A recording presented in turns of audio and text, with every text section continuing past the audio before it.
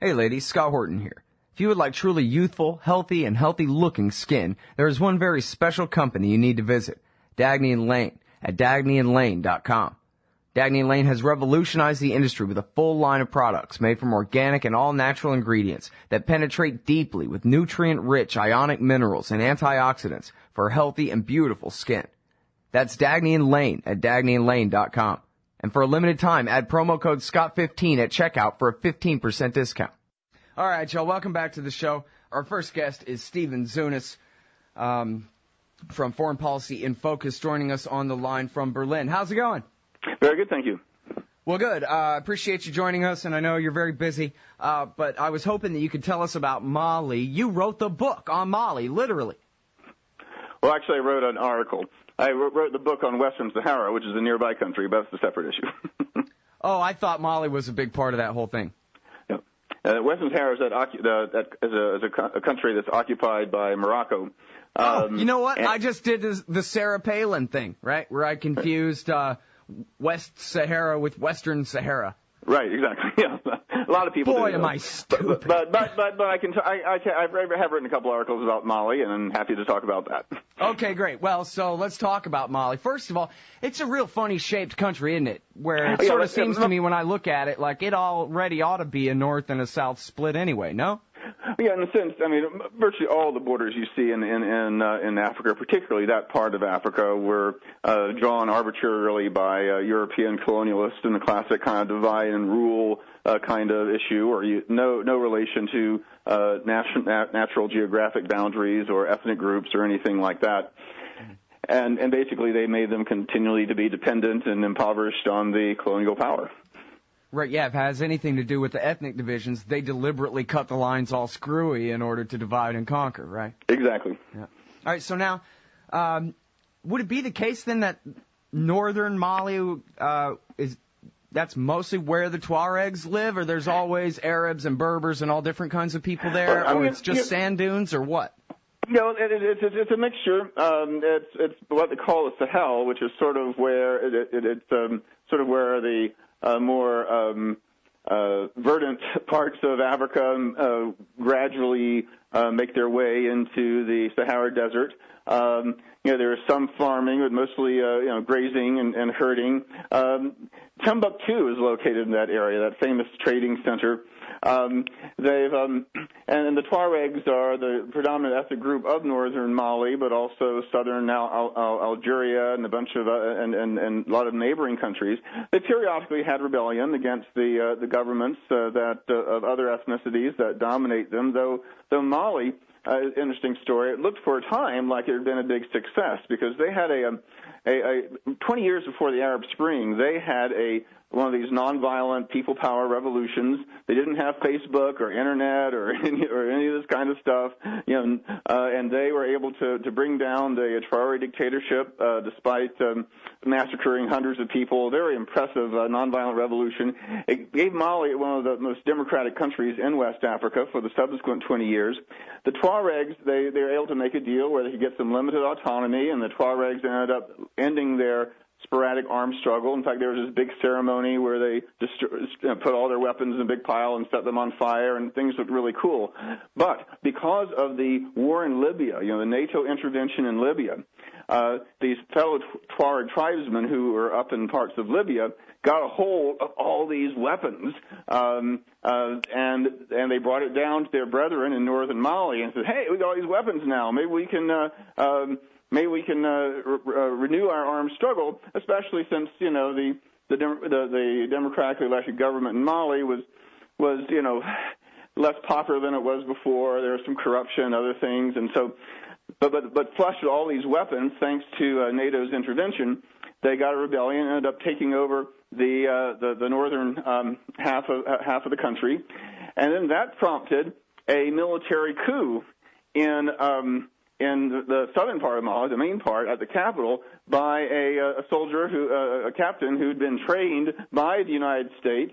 Another kind of unfortunately typical thing that seems to happen in that part of the world, and that in turn caused internal chaos. The army totally dropped the ball, and then these radical Islamist types, Al Qaeda, the types of people who identify with Al Qaeda and that kind of extreme Salafi thing, they ended up taking over from the Tuaregs, and so now northern Mali is in the hands of these real nasty type people who are destroying these historic shrines and making everybody abide by their extreme version of Islam. And now the West is saying, oh dear, Al Qaeda, we got to intervene now to try to solve this big threat. When, of course, as we've seen before in many other parts of the world, the whole mess got started with Western military intervention in the first place. Right. Oh man. So now, geez, there's so many different angles to go. But let's start with this Al Qaeda in the Islamic Maghreb. Tell me everything about them, first of all, and then tell me about, elaborate, please, about them coming down and taking over. Seems like they didn't have any trouble pushing the Tuaregs right out of their way. Basically, it was these folks also had gotten a hold of a lot of weapons, thanks to there's such chaos with the. Unlike the nonviolent uprisings that overthrew Arab dictators, when there was at least some kind of orderly transition. In Libya, of course, it was total chaos. You have all these weapons going around North Africa, and these are places where you have bandits and smugglers, and it's kind of a lawless area anyway. And it was in this vacuum that you had these Al Qaeda related extremists. There's some debate about how much they're official Al Qaeda and how much they are just sort of trying to imitate that kind of thing. But they don't have much popular support, but they do have guns. And this is an underpopulated area, so it doesn't take a whole lot of people with lots of guns to take over large areas. And a lot of the talk about Al Qaeda in the Maghreb has been exaggerated as a means of justifying more Western military intervention. But the one place where they really have indeed seemed to have taken over is again this northern part of Mali. Now, part of the problem also, and this is too classic. I mean, it would be funny if the results weren't so tragic. Is that when they ended up overrunning these military, the United States had supplied the Malian army with these 92 land cruisers and the sophisticated satellite communication equipment and all that kind of stuff. Well, guess who controls all that now? The Al-Qaeda people overran these Malian military bases and got all this fancy new U.S. equipment, and now they got this stuff. And which helps them become even a more formidable military force. Well, I'm reading about, and, I had heard that these guys had their own kidnapping business up there in Algeria, that kind of thing, so maybe they had made a bunch of money, but Thomas Mountain was writing, I think he's just assuming, but it seems a pretty safe assumption, that when these Al-Qaeda and the Islamic Maghreb guys, as they're called, are driving around northern Mali in their brand new Toyota pickup trucks with their mounted machine guns in the back, that's the Saudis, man. Just like everywhere where the hobbies blow up anything, it's the Saudis financing it. I haven't seen evidence that, there's direct Saudi government funding of these specific groups, but, it's a Saudi funding of these, these madrassas, these Islamist schools that teach this ultra conservative, Salafi version of Islam, which is not the way the Muslims of North Africa have traditionally been into it. The Muslims in the Sahel, that area, I mean, they're devoutly religious, but they're much more laid back in their religiosity. But because these countries are so poor and so corrupt, you end up in a situation where this is the only schooling available, and hey, the Saudis are paying for it, so great, let's just send our kids to school. And they get indoctrinated in this kind of extreme theology, which doesn't necessarily lead to terrorism, Al-Qaeda type behavior, but it certainly lays the theological foundation that makes that transition possible. Right. And indeed, that's part of what's been going on there.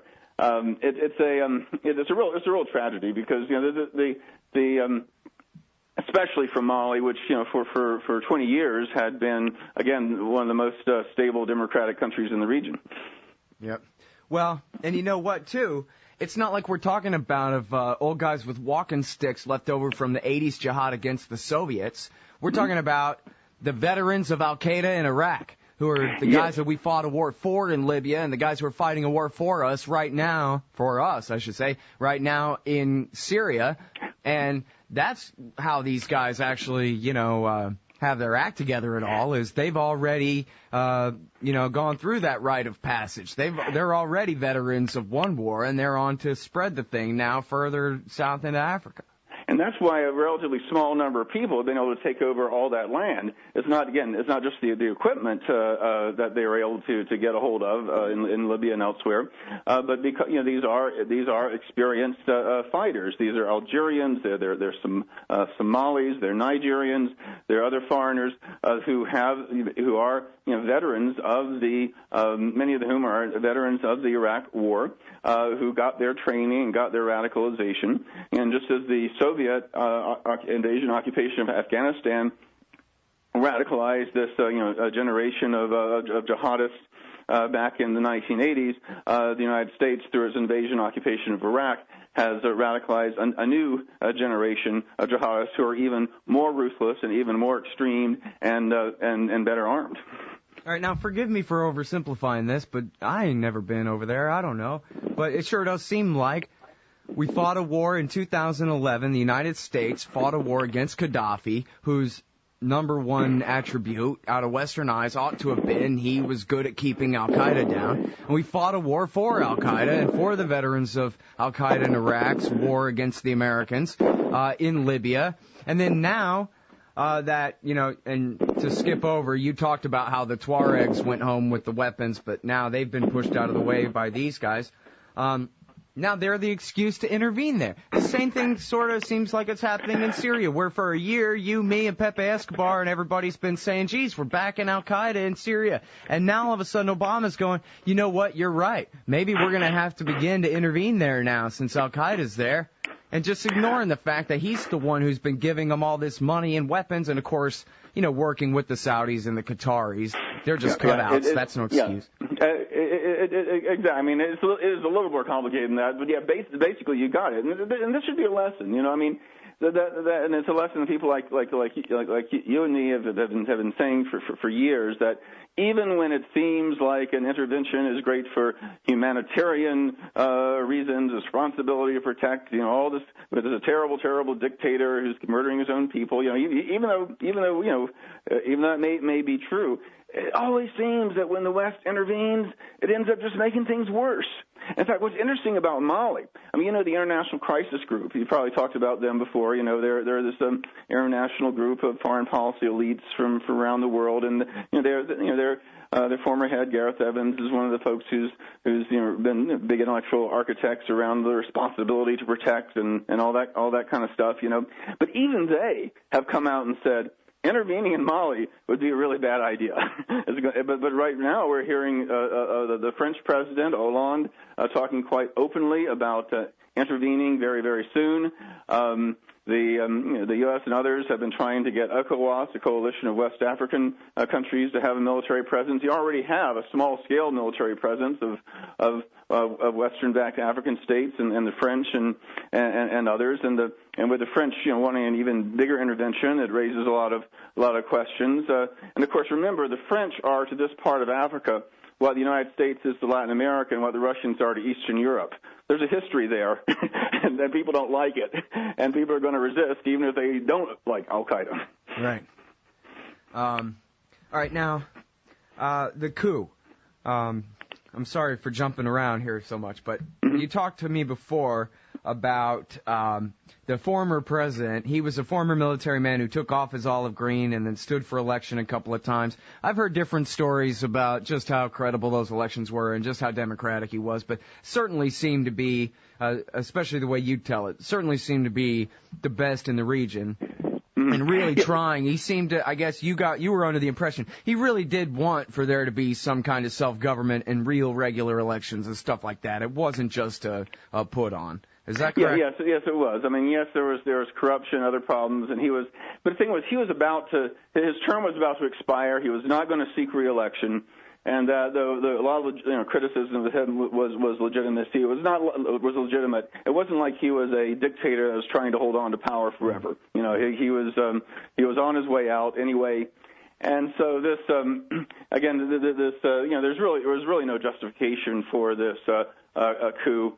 And there's no evidence to suggest that the United States was behind the coup, especially and the U.S. actually did come out pretty strongly against it, at least verbally. But the very fact that he was U.S. trained, that his branch of the military had all this new U.S. equipment and stuff, certainly helped make the coup possible. Mm-hmm. And now, so I don't know. I mean, if you're a colonel, this is just speculation, I guess, now, but if you're a colonel in the Mali military and you got some upcoming training exercises with the Americans and all this relationship, you don't need a wink and a nod from the CIA to tell you that it's okay to go ahead and do it? I think there's the internal situation was pretty complex, and France is actually still a major outside power in that country. Right.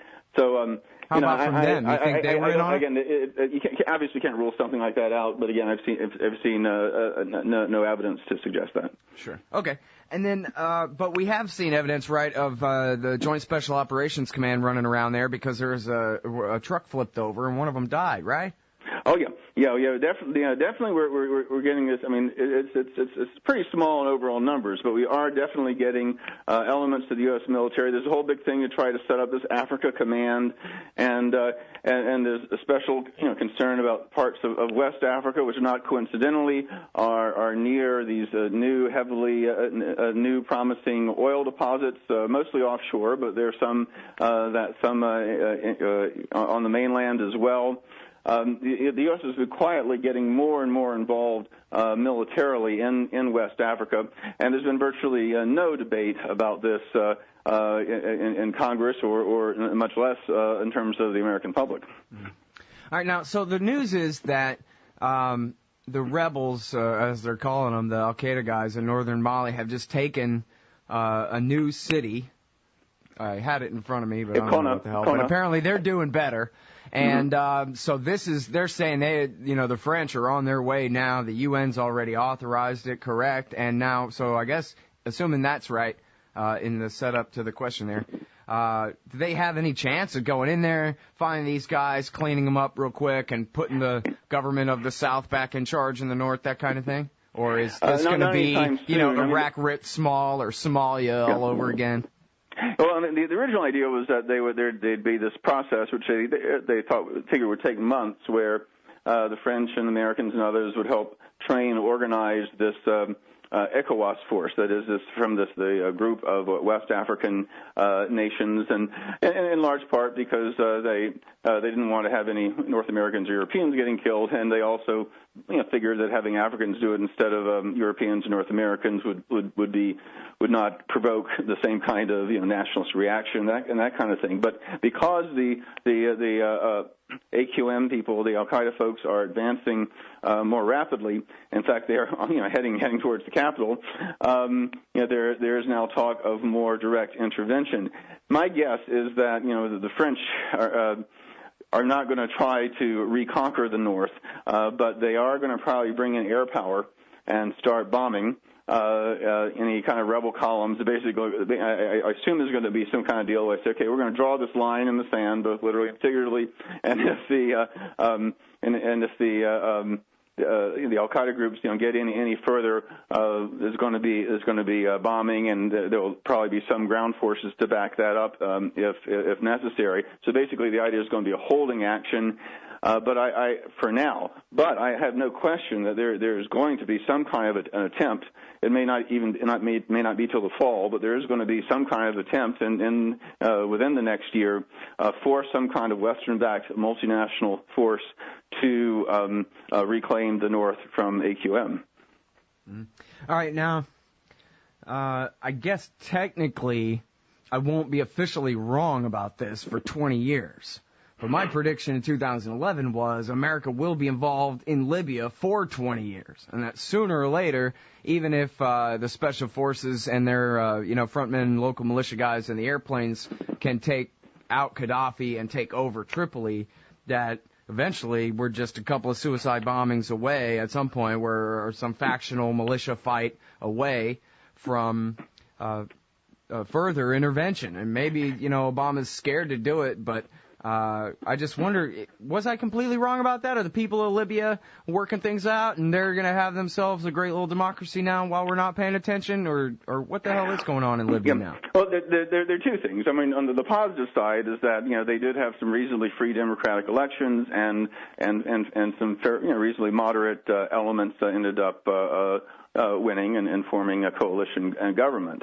The bad news is that in a country of barely 6 million people, you have over 200,000 men under arms and militias that are not controlled by that government and are fighting each other for the spoils. I mean, every few weeks I'll read a story about these rival militias fighting for control of the Tripoli airport, to take advantage of the taxes and that kind of thing. I remember reading a little piece about this hotel where this militia leader had been living there for months, hadn't paid his bill, and so they finally threw him out, and he came back a few hours later with his militia, and they shot up the place. I mean, and of course we saw what happened in Benghazi.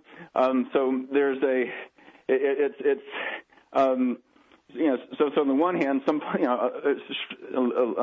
terms of the official stuff, things have actually been going surprisingly well. But when people get the lesson that power comes from the barrel of the gun, there are going to be people who are going to try to assert their power that way, and that's the problem. I mean, the nonviolent revolutions. I mean, even though in places like Egypt, you got the Muslim Brotherhood, and the military still has some sway. I mean, a lot of problems in Egypt. At least you still have an active civil society, and you have people protesting in the streets, and there are people who are saying, okay, at least we got rid of Mubarak. We need to make things better, but let's keep on struggling. It may be a retracted struggle, but through massive nonviolent resistance and civil society mobilization and that kind of thing, we can create change ourselves. But if you overthrow a dictator through armed struggle, either you risk becoming another dictatorship, or you get this kind of chaos and these rival militias fighting each other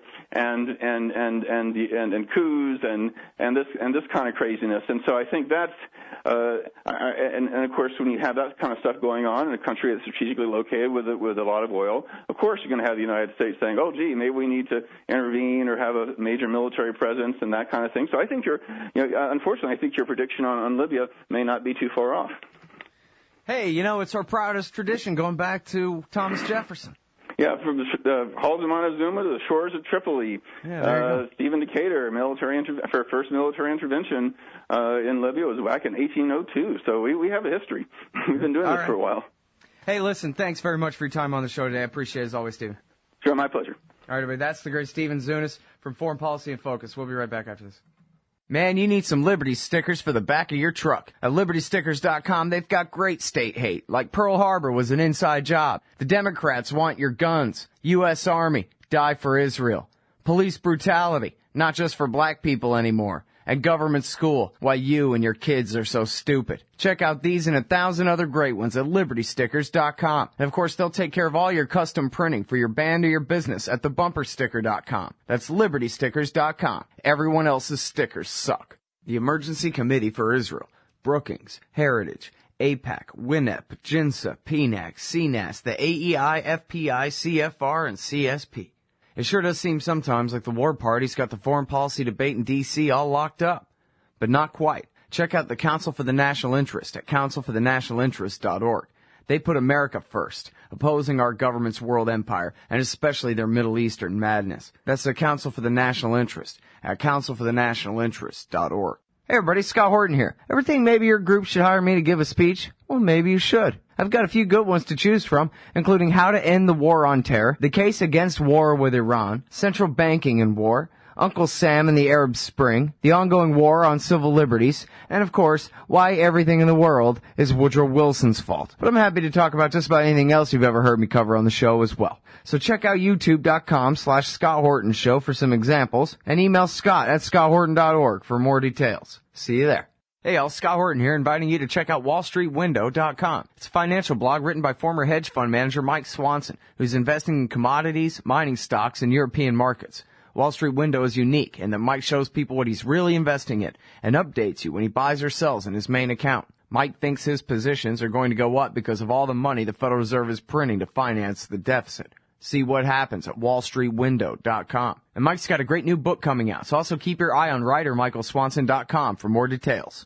Hey everybody, Scott Horton here, inviting you to check out the Future Freedom Foundation at fff.org. They've got a brand new website with new and improved access to more than 20 years worth of essays promoting the cause of liberty. And FFF's writers, including Jacob Hornberger, Jim Bovard, Sheldon Richmond, Anthony Gregory, Wendy McElroy, and more, aren't just good. They're the best at opposing and discrediting our corrupt overlords in Washington and their warfare, welfare, regulatory police state. That's the Future Freedom Foundation's new and improved site at fff.org.